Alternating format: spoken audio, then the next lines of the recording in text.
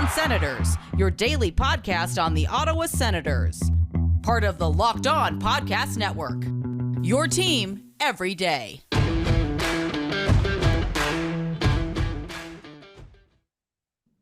Welcome inside episode 386 of the Locked On Senators podcast. I'm Ross Levitan, back briefly in the heart of enemy territory in downtown Toronto, alongside Brandon Pillar up in Collingwood, and the Kotkaniemi versus Tkachuk debate. Well, it's taken a wild turn of events. We'll get into the offer sheet that was not matched by the Montreal Canadiens. We'll also get back to our organizational value rankings that were so rudely interrupted on Friday by the news of the Drake Batherson signing. What more fallout do we have from that Batherson news? We'll get into that with Pilsy. And for the third time in a week, how lucky are you guys? We have a Sens Central citizen. Brennan Detzler joins us, and it's a great conversation. All that and more. This is the Locked On Senators podcast, your team every day.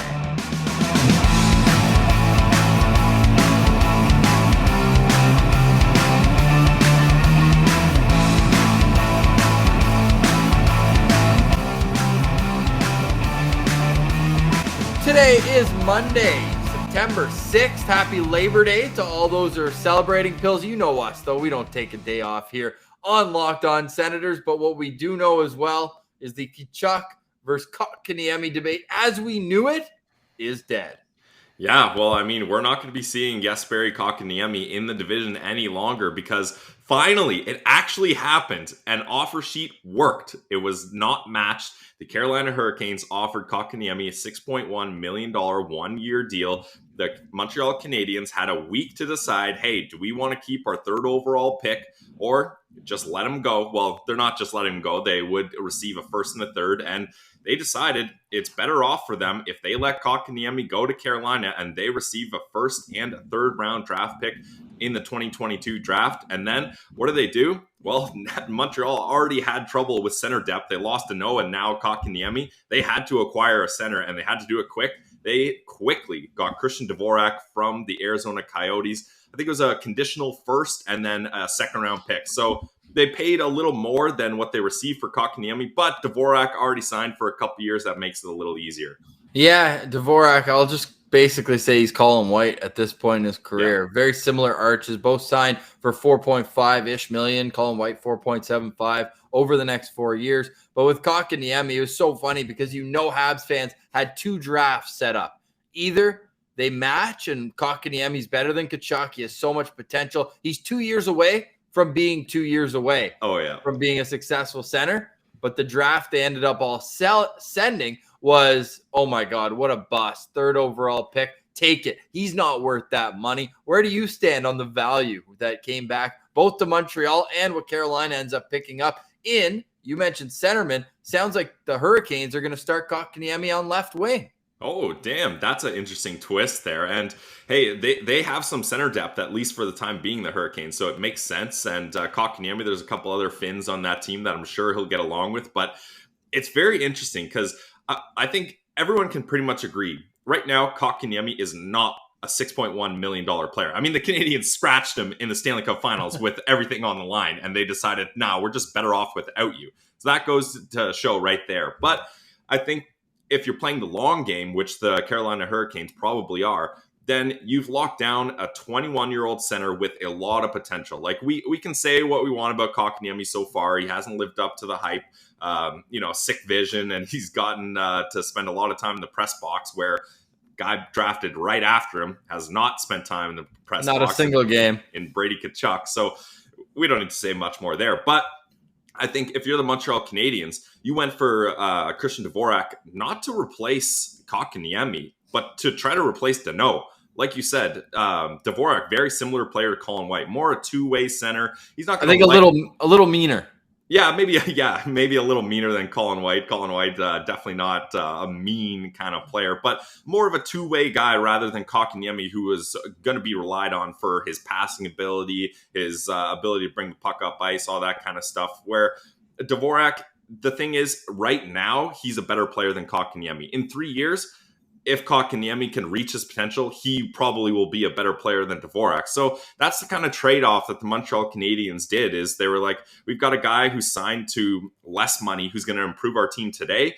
I was going to say they're willing to give up on the future, but they didn't have much of a choice. If they signed Kotkaniemi at $6.1 million, then they're putting themselves in a tough spot. And I don't think Jesperi even wanted to come back to Montreal. Like, imagine that feeling. You get scratched in the Stanley Cup Finals as a kid who had some decent success there, and they just don't trust you. So I think this worked out for everyone, to be honest. Montreal's development path seemingly has no bounds. Just think of Victor Mete, like a guy who's rushed the NHL, just like Kotkaniemi. Yep. Then what do you do after that? So for a team that has so much money to put into their development system, yikes. And they don't use it, like Sergachev, another example, right? Like that's a guy I don't want to say give up on, but they were like, we're fine moving you. And look what happened. Yeah. And then Ryan Poehling, another first-round pick, absolutely nothing. It's unbelievable. I mean, then Habs fans will point to Cole Caulfield, but I don't know how much developing he did there. Seemed like he came out of Wisconsin just with a knack for putting the puck. Or they'll say Nick Suzuki was their draft choice all along. Yeah, exactly. Still wish that he was the piece coming back for Mark Stone. That aside, Mark Stone's former roommate, Brady Tkachuk, a part of this conversation with Kotkaniemi, and he was a part of the conversation on 31 Thoughts with Elliot Friedman. I paused there because are they calling it 32 Thoughts now? I think they're finishing off this season as 31, and then when the next season they're going to 32. Yeah, all right. What a branding change! You have to. Yeah. They got to change all their branding just for one thing, man. Yeah. Oh man. Speaking of Seattle, stay tuned. Dak's mask looks unbelievable. Got a little sneak peek from Shifty, but with Brady Tkachuk still unsigned. How about our boy Lalims Martian doing some dirty digging that Brady is flying to Ottawa this upcoming week? How do you feel about Lalims Martian? Go follow him again on Twitter as well. But his theory that there's already a handshake agreement and they're waiting till he's in town to put that C on his jersey and trot him around the media tour. Well, leave it to the Martian to find a sneaky insider link there. So well done there. And I don't know. It's not that much of a surprise to me, though. Like it seems like if Brady wasn't signed, you think he was just going to not come to Ottawa and just be out of the picture? I'm pretty sure that Matthew Tkachuk stayed in St. Louis when he didn't have a contract with Calgary. Yeah. Hey, Brady just wanted to be back in Mark Stone's house after seeing him at the wedding. He was just like, well, I got to get back there. And Mitch Marner had to stay with his agent / dad in his place. I don't think he showed up to Leafs training camp either. Yeah. Well, not training camp, but back downtown. Yeah. Well, I mean, when you don't have to go to Toronto, Ross, as you know, usually you don't. Although you just can't seem to get away from the heart of enemy territory. I'm coming to the nation's capital, just like a lot of the Senators. We saw Lassie Thompson, we saw Mads Sogaard making their way back. The pilgrimage to the nation's capital is well underway, and I'm hopping in the car, getting there right after we finish recording today, as it's Monday morning, Labor Day, and today would be a good day for a Brady Tkachuk extension, right? Like, this is Groundhog Day at this point. Ross, not today. Within the next, 15, 20 minutes? Like, let's get another breaking news signing. That was incredible. I think I must have watched that clip like 10 times, Ross. It's so funny seeing your eyes reading it on Twitter, and then like when your brain clicks, like, oh my God, this is Drake Batherson. Well, you have to do the initial, is this a fake? Yes, yeah, definitely. So once I cross-reference the source from @Senators, but people are sneaky with the check marks. You're never sure. Yeah. So I doubled down, then media sense. How good, we got to give credit where it's due. Since the saga that was the Erik Karlsson and the Mark Stone trades, nothing's gotten out from negotiations. That Shabbat contract, nobody had it. The Sens breaking their own news, I got to say, it's pretty refreshing. Definitely. And I kind of thought, credit to Pierre Maguire, like that's a guy who loves to open his mouth and talk to everyone. I thought that might have made things worse, right? Like he's talking to 1 million people a day. Somehow it gets out. But yeah, they kept that under wraps. I was not expecting a Batherson contract anytime soon. Like we hadn't heard whispers, rumors, nothing that it was in the works. So to have a 6-year deal signed at that amount was just such a victory for Sens fans and for the team. Hey, and for Drake Batherson. I mean, anytime you can get that kind of cash. 30 million, not bad. 30 mil, you're doing all right. Yeah, let's get back. I brought up 31 Thoughts and we got way off the rails as we do. And then we mentioned Thomas Chabot. But Elliot Friedman saying he believes, and again, I don't think he's trying to stir the pot. I don't think he's trying to report No, he's not that anything, kind of guy, yeah. but I don't think he's trying to report anything. This is just casual conversation on his podcast, 31 Thoughts, saying he believes that the Sens have offered Brady Tkachuk the same contract as Chabot. What do you think about that? Alfie loves it. That's interesting because if that was true, I'd be shocked if Brady didn't sign that, right? Like, that's a pretty good deal. You're at the same height as Thomas Chabot, but I really think it's something about that long term. He doesn't want to lock in, and he probably thinks if he can do a bridge deal at, I don't know, somewhere around $7 million for 3 years, then his next contract's going to be astronomical with, fingers crossed, if you're the players, salary cap going up and the new TV deal helping out. So that's going to be interesting there. I think it's so tough to tell what's going on with Brady Tkachuk, but also, like, Sens fans, I know we're hovering above the panic button, but keep in mind, we're not the only team in this situation. Like, there's still, like, look at the Vancouver Canucks. You got Quinn Hughes and Elias Pettersson,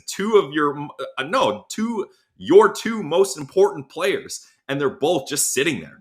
Yeah, easily. If I'm the Vancouver Canucks, I'm worried about an offer sheet as well because they've stacked up contracts in other places, bringing in Oliver Ekman-Larsson, whose cap hit, I believe, is well over $8 million as well. So if you're Ottawa, you're seeing that, like Kaprizov. There's a rumor that he's close on a deal. Michael Russo from The Athletic reporting a 5-year deal with a $9 million AAV. So that's big money going to Kaprizov. But again, 1 year in the league, but at the same time, he's 25 years old. So this can be a curious contract. And I have a feeling that if it is long-term, other fan base are going to say how bad it is. Yeah.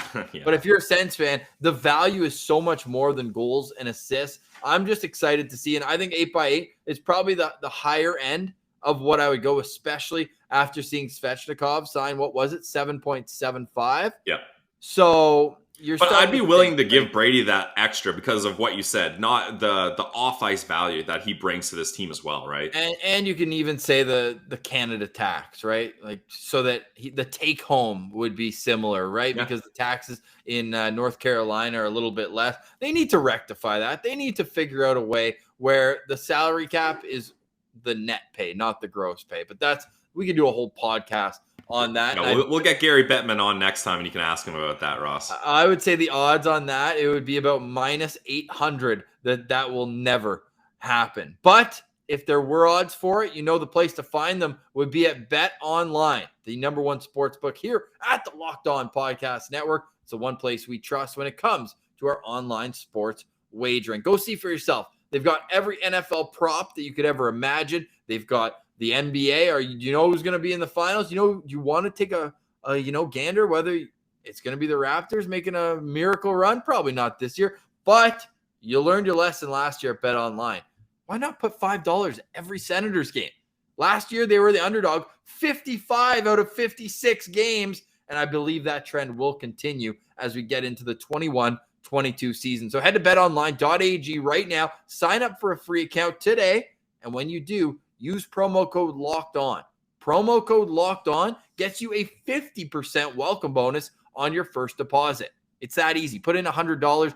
Bingo, bango, bongo. That's $50 right there for you. If you put in $200, yeah, you guessed it. That's $100 free play dollars right there for you. So head to betonline.ag. Get into the action. Don't sit on the sidelines anymore. And don't forget to use the promo code Locked On to receive a 50% welcome bonus with your first deposit.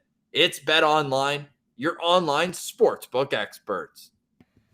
And Ross, speaking of getting into the action, how about a brand new way to play daily fantasy sports? And football season is right around the corner. Week 1 happening on Thursday is kickoff. So NFL fans, you got to be excited. So why not try a new fantasy sports? It's the first ever daily fantasy sports book that puts the player in control and winning within your reach. It's StatHero. Guys, this is a really cool concept that if you like playing daily fantasy sports, or sports betting, give this a try. Here's how it works. So StatHero shows you their lineup and dares you to beat them. They lay it all out for you, and it's you versus the house in head-to-head fantasy matchup.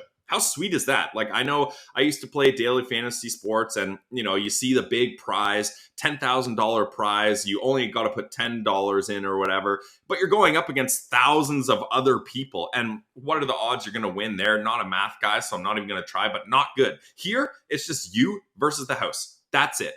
Winner take all. You have all the advantages. StatHero, they're showing you their lineup in advance. No one else does that. Like when you're doing those other daily fantasy sports matchups, you don't get to see all the other people's matchups before you enter. After you enter, you can look at them. But here, you can decide if you can beat the house.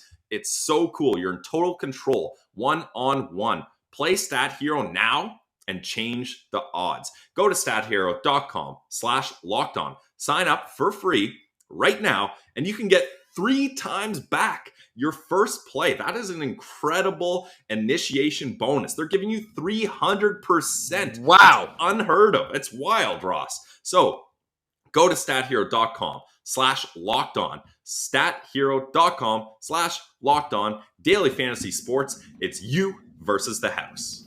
And if you want to be a part of the house, there's a sponsorship opportunity. Feel free to shoot us a DM on Twitter @SendCentral. We want your company to grow with us here at Locked On Senators. So if you or someone you know owns a business that is looking to expand its appeal to a prominently younger demographic with some disposable income, hit us in the DMs. We want you to grow the same pace at LOSP. And you can also follow us on YouTube and just see that growth. We're getting ever so close to giving out a, we think, signed card. Ray Emery, I'm still unpacking, but once I get that, it is up for grabs. So hit us up. We're going to give it to someone who's commented multiple times on our YouTube page as we get ever so close to that 500 subscriber checkpoint. But Pilsy, we're at another checkpoint. I think this is the most we've ever done in terms of a week for Send Central citizens. Last Monday, we had Jack Paille. On Friday, Ash Rogers. And today, from the Future Sickos podcast, Brendan Detzler. Yeah, always great to get another Sens podcaster on the show. We've been on their show a couple times. If you haven't checked them out already, it's Derek Lee and Brendan Detzler, the Future Sickos podcast. Great show. Yeah, good guys. So definitely check them out. And it's great to have Brendan join us. We had a great chat. Without further ado, here he is, our Send Central citizen with Brendan Detzler. All right, we now welcome on this week's Send Central citizen. It's Brendan Detzler. You can follow him on Twitter @Brendan Detzler. He's also the co-host of the Future Sickos podcast. Welcome to Locked On Senators, Brendan. What's up, man? Yeah, not much, boys. I got a big camping trip going on this week. Going to go off the grid for about 4 days. So just been making some of my own beef jerky, just getting all packed up. So yeah, just really channeling my inner man right now. So it feels good, but I am absolutely thrilled to be joined by you guys as a fan, more so than anything else. How are you guys doing? Oh, we're fantastic. Well, Pilsy's about to go on a camping trip too. You guys comparing notes? Yeah, where are you going camping? What's the plan?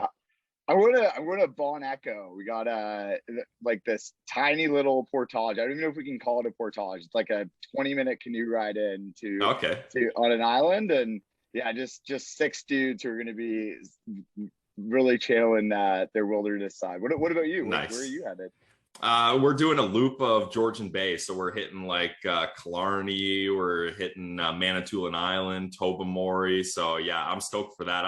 I'm doing a little different than the portaging. Respect to you for portaging. That's a little too much work for me. That's unreal. We stayed at Killarney a couple of weeks ago, my girlfriend and I, and just absolutely fell in love with the place. Like it's amazing. And yeah, make sure to do the crack, and by that I mean the hike, not the alternative, because it's pretty incredible. Nice. Okay, I'll keep that in mind for sure. Well, that being said, it looks like while you boys are off the grid, that seems like the perfect time for Brady Tkachuk to get his contract done. Hey, I'm worried. I'm on a 3-day trip from Toronto to Winnipeg starting on Monday, and I have a feeling that I'm going to be somewhere between Sault Ste. Marie and Thunder Bay outside of service when the news come down. But the key will be that the news comes down, not where we are. But let's rewind a little bit, as we do with all of our Sens Central citizens, and how you got started as a Sens fan. Because Brandon, I don't believe you're in Ottawa, are you? No, so I live in Kitchener-Waterloo. I was born and raised in this area, actually. Went to university here and left for a while, and recently moved back. But I became a Sens fan because my mom's side, like my mom's from Ottawa originally, and the first hockey game I ever went to, my grandpa took me to see the Sens, and he lived in Ottawa. He took me to a game, and then he kind of got me to fall in love with like the Alfredson Sens back in the day, and I think like there was a bit of an animosity there because my dad's a huge Leaf fan, so it was kind of awesome. But my grandpa kind of made me like vouch to him that I would always cheer for the Sens, and I just always had that like really fond experience of walking into what was then the Corral Center. I think they lied to me actually. They told me I was going to the mall. And then when I walked in, I saw that ice and saw like my first hockey game. So yeah, ever since then I've been hooked, and it's been fun growing up in this area, cheering for Ottawa, and have seen all of my friends just constantly disappointed when the Leafs missed the first round of the playoffs. The heart of enemy territory. You love to see it. Do you remember what that first game was? I don't remember what it was, honestly. Like I was real young. I believe they were playing Buffalo, but it definitely wasn't the Ray Emery fight.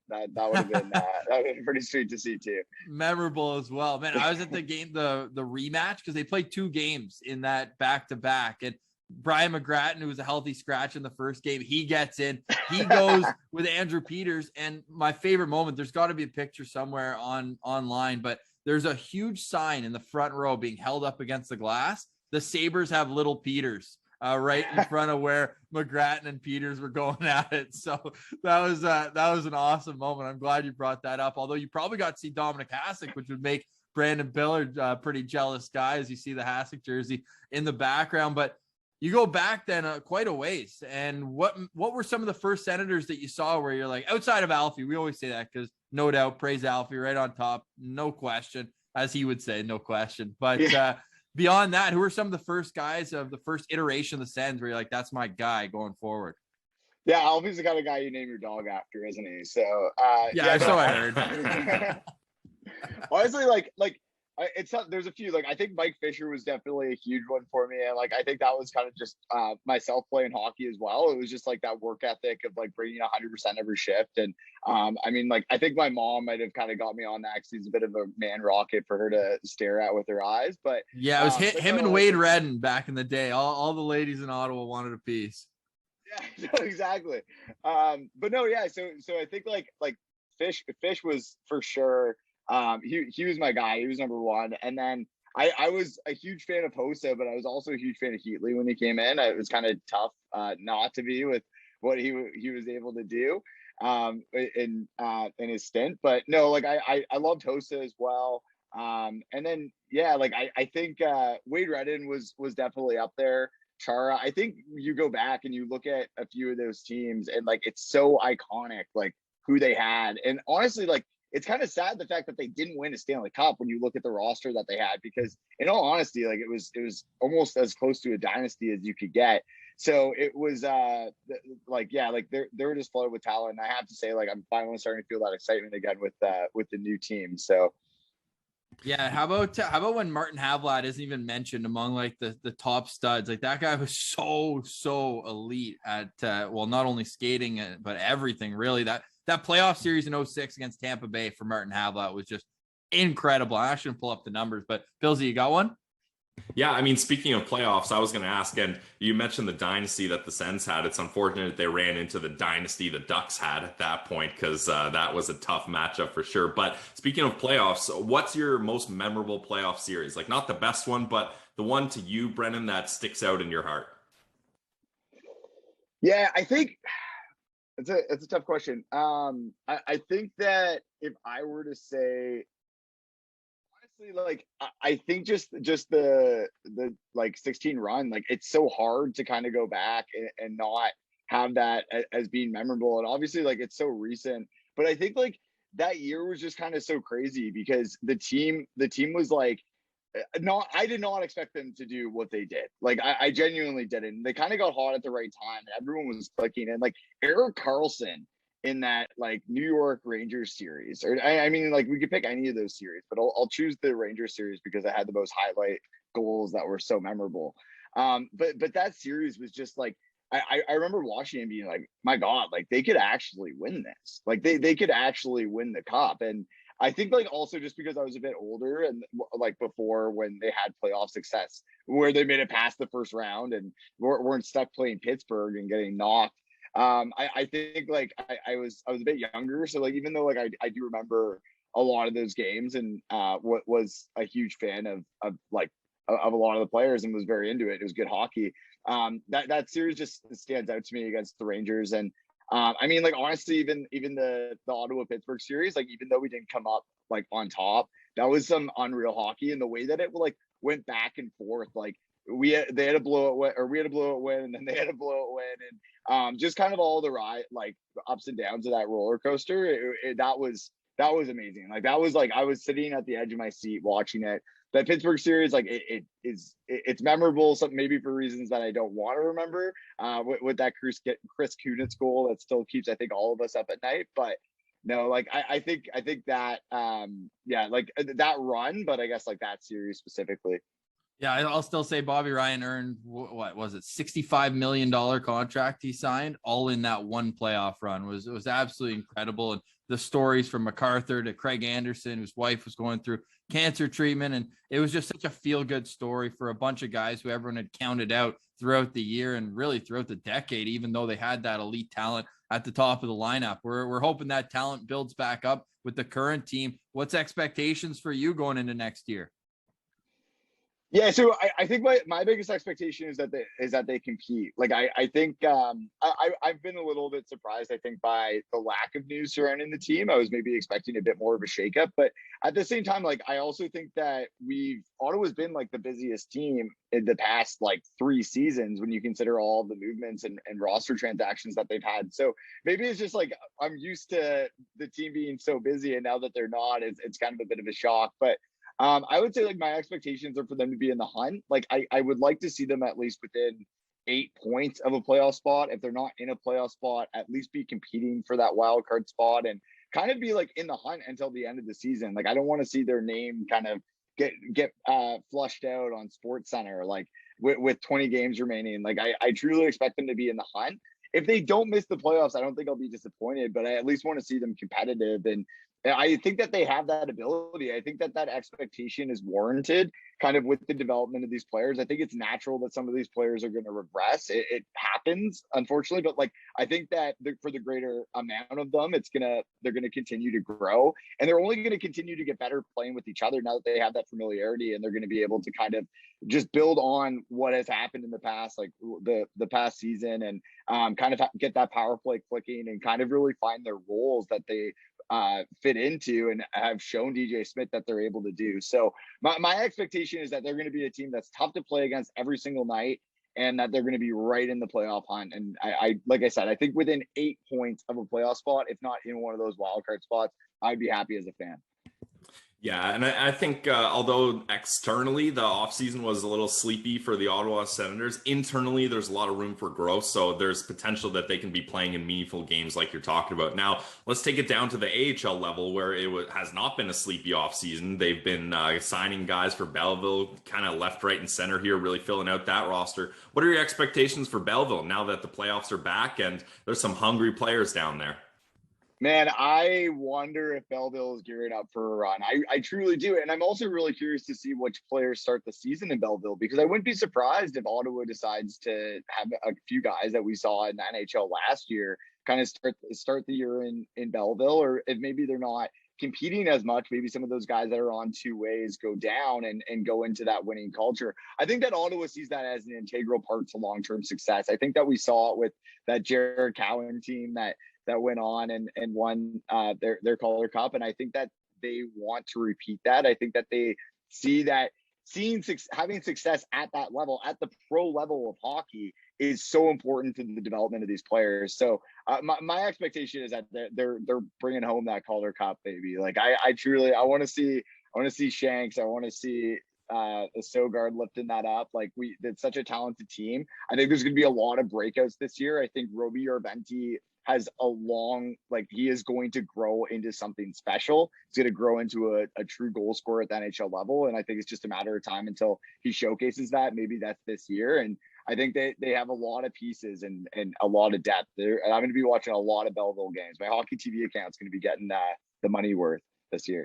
Love that. Well, you dropped one name, and my final question for you is, outside of the obvious guys, the Norris Batherson, Brady, Stutz, all those guys, who do you think is poised to take a huge step forward next year? Yeah, so this year, I think that my breakout candidate is Alex Formenton. I think that Forms is like he has all of the tools to be a top 6 guy and like a true top 6 guy with that speed, like his ability to burn guys, the ability to play gritty and get into like the other team's faces, but then also the ability to play incredibly well defensively, which is awesome. So I think that if Forms can kind of work on his finesse a little bit and find different ways to finish and continue to finish, well, I mean, like that one breakaway that he seems to get every single game is just going to turn into more and more goals. So he's my breakout candidate. Like I think that he's going to take a massive step forward, and I think that all of a sudden he's going to be deserving of a top 6 role, and it's going to be like, all right, like we've arrived, and we're going to start having more top 6 players than we have slots in the top 6. I truly believe that. Maybe with that speed, he can earn the Mach 10 nickname now that he's changed to number 10. And just to finish my thought off with Martin Havlat, Mach 9 from 2006, that playoff series against Tampa, he had multi-points in 4 of the 5 games. He had 10 points in 5 games, including 6 goals. So, hey, big shoes to fill or skates. And if Alex Formenton could be that same style of player, man, they are in one in the top 6, and even having the aggression that he brings to the game too. Kind of an underrated part, but he's not afraid to mix it up and get into each and every scrum after the whistle. And when you have guys like Brady and Boucher's on his way, you're going to need to have other guys in the battle with you because they're going to pull you in whether you like it or not. Well, thanks a lot for joining us, Brandon. Really appreciate it. Everyone go check him out at Future Sickos and at Brandon Detzler on Twitter. We'll do this again once the season starts, Brandon. Always a pleasure catching up with you. Sounds great. Great seeing you guys. Enjoy the rest of your summer. Big taps to Brendan for joining us. Make sure you go give him a follow on Twitter and listen to Future Sickos wherever you download your podcast. They had a great interview with Pierre Dorion earlier this offseason. So definitely worth checking out. We appreciate his time. We will mention that was recorded, as you probably could tell, before the Drake Batherson signing. But that's just the cost of doing business in the middle of a move. Pilsy, you know what? We got to tell them about our friends. I know you love talking about our friends at Built Bar, so the floor is yours. Well, Ross, Built Bar is my go-to protein bar, and it can be your go-to protein bar as well. You know why? Because it's the protein bar that tastes like a candy bar. Some of these, I've tried them all, you know. I've tried every different kind. You go into a convenience store, the grocery store, you say, hey, that looks like a great flavor. Let me try that of some other protein bar. You take one bite and you're like, I'm not going to finish this. This is supposed to be healthy and supposed to taste good. And it's neither of those things, where Built Bar is both of those things. There's so many amazing flavors to choose from. I love going over to their website. I feel like almost every time I head to BuiltBar.com, they've got something new happening. So let's head there right now. And they do have, I've talked about it, their new line of protein balls, just 2 little snack size protein balls in there, and they're packed with great flavor, with great protein. But for today, let's stick to some of the classics. And I'm going to hit the listeners with one of your favorite flavors, Ross. Mint brownie. You get the combination of that nice minty freshness with some chocolate. You know there's chocolate. All Built Bars are covered in 100% real chocolate. They're soft. They're easy to chew. The texture is probably my favorite part of all. And if you like them, well, we're going to hook you up with the promo code. Of course, you know we got you guys. Go to BuiltBar.com. Use promo code LOCKED15 to get, 15% off your next order. That's BuiltBar.com. Promo code LOCKED15 to get 15% off your next order. It's Built Bar, the protein bar that tastes like a candy bar. All right, Pilsy. Well, let's get into a little more Drake Batherson talk before we get back to our organizational value rankings, a.k.a. the flip side of what happened on Friday's show when we discussed Kevin Mandolese and then Drake signed, so we threw out the rest the window. So we'll finish that quadrant of players. We've got 3 more guys coming up, but now that you've had a weekend to sleep on it, we said steal on Friday. You still feeling confident this deal is going to look good from day one all the way through year 6? Oh, yeah, absolutely. And I think a 6-year deal was a nice term for both the team and the player. It kind of wraps things up nicely. Like 8 years, then I feel like anytime you sign an 8-year deal, in the back of the general manager's mind, they're kind of throwing year 7 and 8 out the window. Like, we're not really sure what's going to happen there. But a 6-year deal, that's still, Drake Batherson's still pretty much going to be in his prime at the end of that contract. So he's got good years. He's going to get, it's a backloaded contract. So at the end of it, he's going to get paid a lot. He's even making $2.5 million this year, something like the value of that is absolutely insane. And yeah, I said it before, no matter if Drake Batherson is on your top line or second line, he's so useful and he has such good chemistry with any of those guys. And he's going to be growing up and developing with those players. So for Drake Batherson to be here at 6 more years at under $5 million a year, like that's an incredible contract, and I don't think it could get much better than that. Like that's what we were hoping for, even better than what we were hoping for, to be honest. Well, let's keep this rolling, right? If they can get Brady Tkachuk locked up, I would call this from a boring offseason from the standpoint of new players coming in and roster changes to extremely successful one with locking up Artem Zub 2 years. Maybe some people would have liked, myself included, for them to go a little bit longer, just based, small sample size. But man, that guy looks just so steady on the back end. And if that was something that maybe you get a little nervous about, then you look at the other contracts that have been signed with Drake Batherson and Philip Gustafson getting 2-way in year 1 and then ending off with that 1-way deal. You're looking pretty solid. Victor Mete signing for 0.2 more than we said there was any chance that he could get as an RFA. So as we get closer and closer, players are starting to come back into the city of Ottawa, and we love to see that. And we also love our countdown. If you've missed any of it, you can go check out any Locked On Senators, wherever you get your podcast the last couple of weeks. We've been slowly but steadily getting through our countdown. And let us know what you think too. Like, do we have guys too low? Do we have guys too high? Like, let us know where you think guys are slated. You can get mad at our list for once.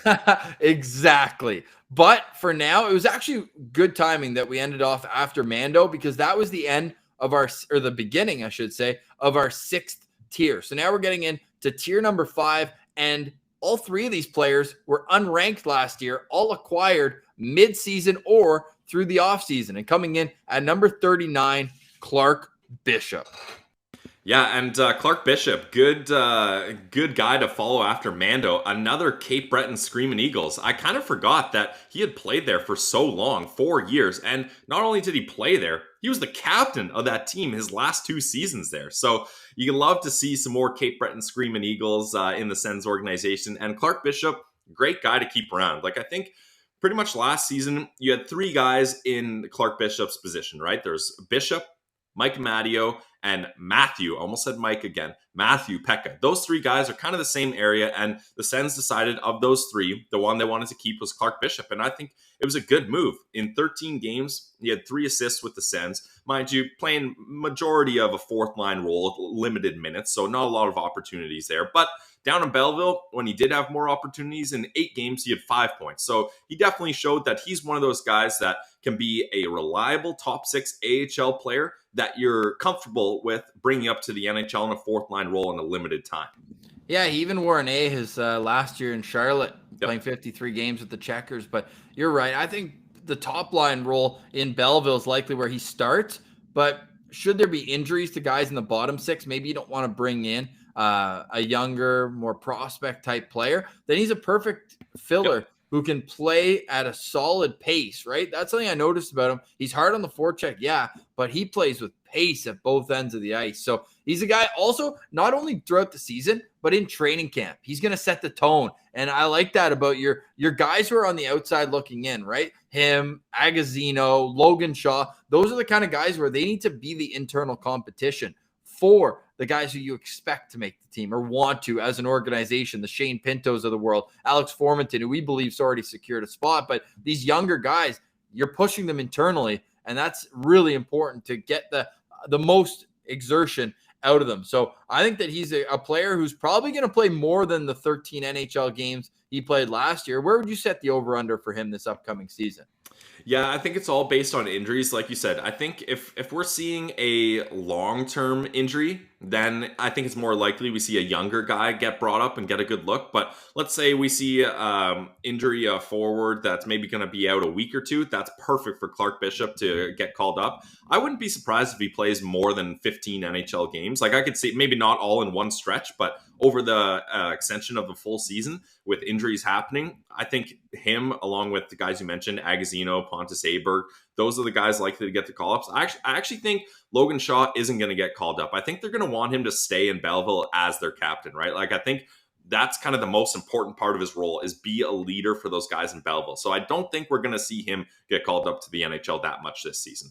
I mentioned all of Pierre Dorion's work this offseason. Well, Clark Bishop was also re-signed soon after. The Sens played their final game on May 15th, and on May 20th, he signed that one-year extension, $800,000 cap hit, a two-way deal that pays him $200,000 in the minor. So I'm excited. I think that he's a much better player than Max Lajoie, the guy he was acquired for. So just from that standpoint, we always chirp the Sens asset management, or sometimes we do, especially with these kind of depth pieces, guys coming in and out. But I actually really like that move, and I think it's paid off already just in terms of getting 13 NHL games. I don't think you would have gotten that out of Max Lajoie. So Clark Bishop, because of that and because of his potential upside to play on the bottom line of an NHL team, he comes in at number 39. And the next two guys we believe are going to be full-time NHLers. Coming in at number 38, one of the newest members of the Ottawa Senators organization. It's Nick Holden, who came over from that Vegas Golden Knights trade, sending Evgeny Dadonov to the Golden Knights. And then, of course, a third-round pick coming back to Ottawa as well. Holden's got 1 year left at $1.7 million.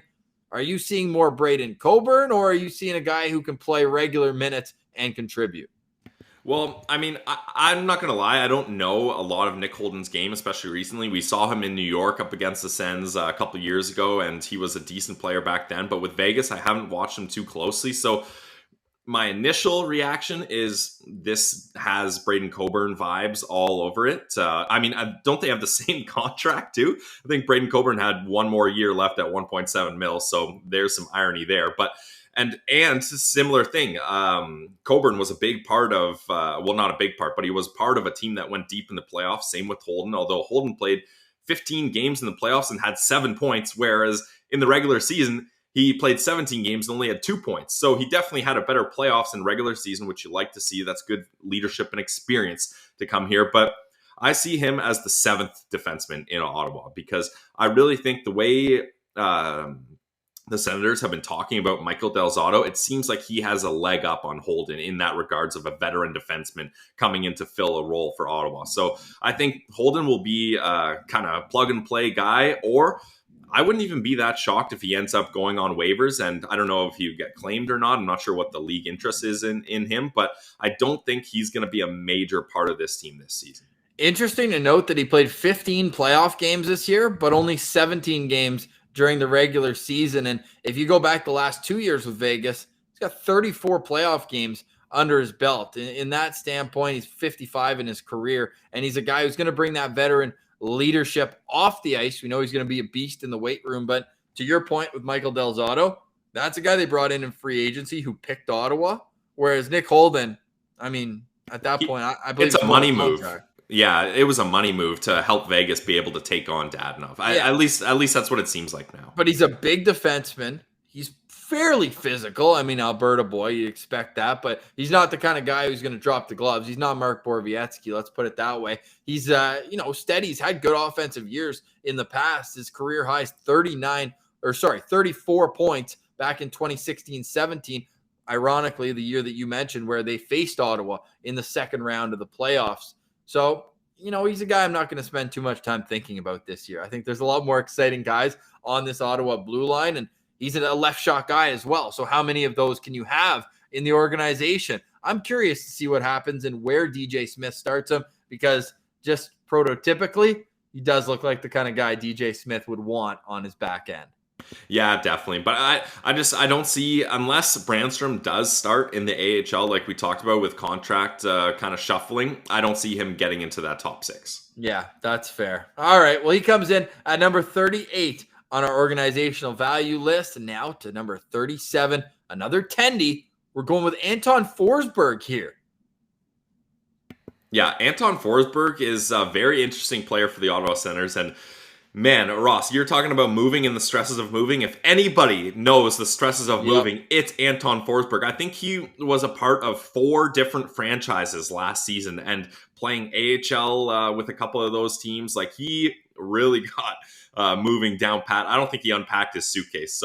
But he gets to unpack his suitcase because he did remain with the Ottawa Senators. And I think it's a nice, he's a nice piece to have as a buffer between Murray and Gustafsson, because let's face it, Matt Murray, he's inconsistent and he has injury struggles. So you want an insurance plan behind him. And Philip Gustafsson is not quite ready to be that insurance plan. There's still risk involved with him right now. So you don't want him as your backup plan. Whereas Anton Forsberg, if Murray does go down, and hopefully he doesn't, Forsberg you can trust to take over the fort for a little while, and then you can get Gustafsson as a backup. And the pair of Forsberg and Gustafsson, I think, can be a formidable duo, and they can get you through some time while Matt Murray's out. Well, yeah, but go ahead. Go ahead. Oh, yeah. So I think it's great that they kept Forsberg, and I also wouldn't be surprised if they might trade him at the deadline if they feel Gustafsson is ready to come up and spend more time as a backup, or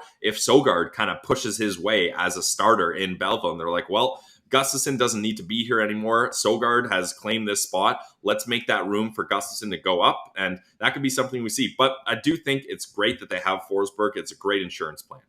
3 wins in his 8 games with Ottawa last year. He was great in his opener, too. That came against the Toronto Maple Leafs, 3 goals on 41 shots against, and they lost that game in overtime. He did have a couple stinkers in there, though. The 5 goals against in Toronto in April 10th, and then against Calgary, his last game of the year, he let in 4 on 23. But those aside, and he was only in for half of that game. But that aside, I think that he steadied the ship in a time where they really needed it when Matt Murray was out, and then Joey got hurt as well. He was kind of where they were going. And then lucky enough for them that Philly franchise comes in and actually really steps his game up. So I don't mind this as a 1-year extension. I don't think he's going to be spectacular by any means, but I also want to touch on, you mentioned him moving around, and he was acquired. Edmonton picked him up on October 9th of 2020. So the first day of free agency. And then they put him on waivers. And guess who picks him up? Right back to where he came from in Carolina. From Carolina, he was put on waivers. And he ends up in Winnipeg 3 days later.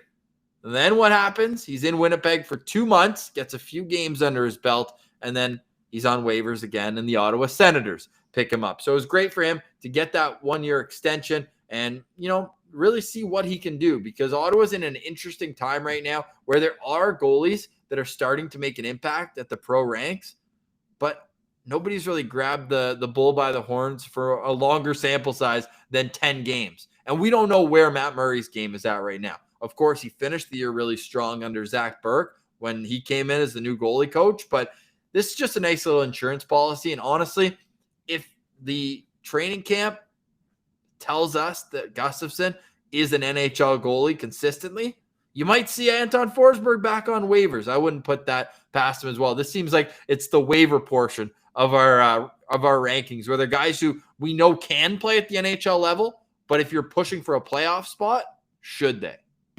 Yeah, I mean, as soon as he said that, all I could picture in my mind is that gif of Domi going waivers.